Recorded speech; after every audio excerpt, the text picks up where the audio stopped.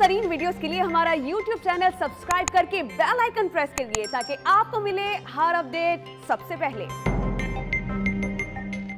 Commissioner Lahore ने vaccine न कराने वाले सरकारी मुलाजिमीन का डेटा तलब कर लिया है। 30 अगस्त के बाद वैक्सीन न लगवाने वालों को सफर की सहूलियात भी मयसर नहीं होंगी। इसी मुतालिक मजीद तफसीलात जानते हैं। डॉन न्यूज़ के नुमाइंदे मोहम्मद तैमूर हमारे साथ मौजूद हैं।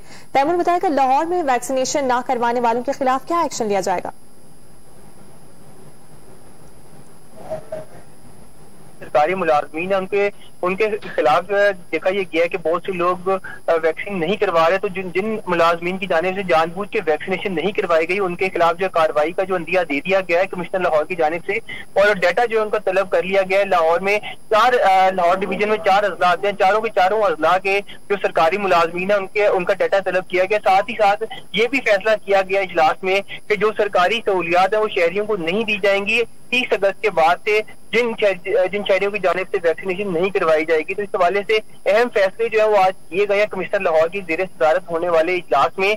तो इसके बाद मजीद भी 30 अगस्त के बाद हो सकता है कि रिस्ट्रिक्शन जो है वो वैक्सीनेशन ना लगाने वालों के खिलाफ जो है वो शुरू कर दी जाए। जी मोहम्मद तैमूर हमें लाहौर में वैक्सीनेशन न करवाने वालों के खिलाफ एक्शन से मुतालिक अपडेट कर रहे थे। लाहौर से आपको अपडेट कर रहे हैं जहां वैक्सीनेशन न करवाने वालों के खिलाफ एक्शन लेने का फैसला लिया गया है।